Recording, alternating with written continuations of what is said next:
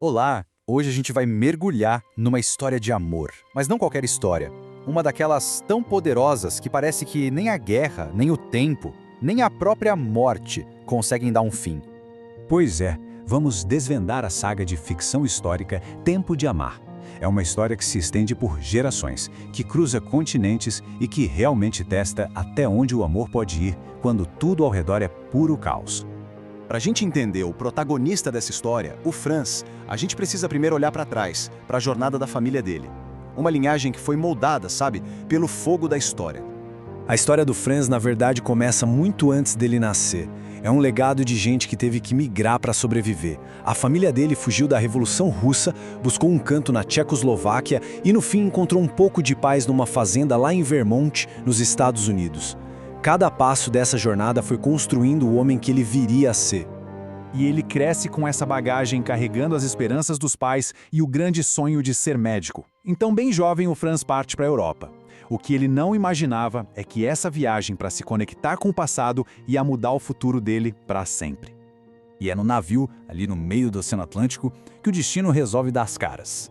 E o amor que nasce ali é tão imenso quanto o próprio oceano. Mas a jornada dele já começa com um perrengue. Ele é roubado e precisa vender um relógio de bolso, uma herança de um valor sentimental imenso do pai. Só que é bem aí, no meio dessa perda, que a vida dá um jeito. Um simples ato de honestidade coloca ele no caminho de Amy. E esse encontro muda tudo. Eles não podiam ser mais diferentes. Pensa só, ele filho de imigrantes criado de forma simples. Ela filha de uma atriz famosa vivendo no meio da alta sociedade. Mas ali no convés daquele navio, nada disso portava. As barreiras sociais simplesmente sumiram. Eles acharam um no outro uma conexão de verdade, sabe? Unida pelas histórias das suas famílias. Apesar de virem de mundos tão distantes, a Amy enxerga no Franz uma coisa que dinheiro nenhum compra: caráter, integridade.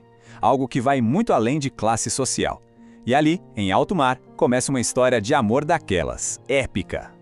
Eles se reencontram em Praga, uma cidade pulsando com vida, e o amor deles floresce junto com a cidade. É um momento de despertar cultural, político, mas tem uma sombra se aproximando, porque a história tá prestes a cobrar um preço bem alto.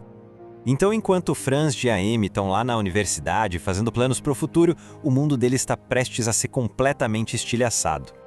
A resposta a essa liberdade toda veio no dia 20 de agosto de 1968. A União Soviética e seus aliados não mandaram um recado, mandaram um exército. Quase 4.600 tanques avançaram pelas fronteiras, uma força esmagadora para apagar qualquer chama de liberdade.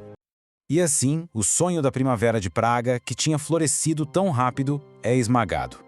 Esmagado sobre as esteiras dos tanques e as botas de centenas de milhares de soldados. E no meio desse caos todo, a história de amor deles vira um ato de resistência. Eles não fogem. O Franz, como médico, e a Amy, como enfermeira, mergulham de cabeça no conflito, lutando pela liberdade que eles sonhavam construir juntos. Com a resistência sendo derrotada, a única esperança que resta é uma fuga desesperada. Uma fuga para a Áustria, atravessando uma ponte que está fortemente vigiada.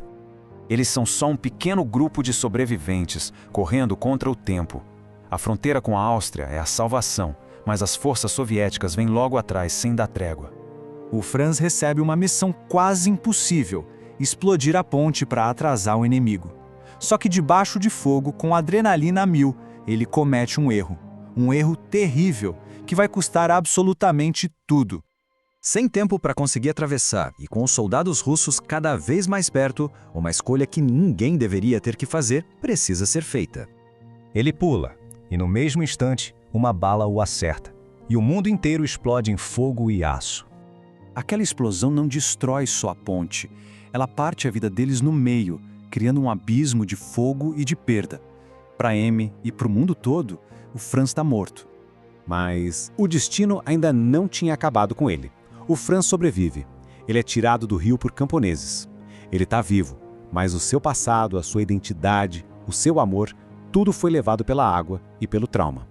No mundo onde o nome dele é uma sentença de morte, Franz precisa desaparecer. Então ele assume a identidade de Jan Novak, um estudante que morreu. Para conseguir sobreviver, ele é forçado a enterrar tudo: o passado, a família e, a parte mais dolorosa, o amor dele pela Amy.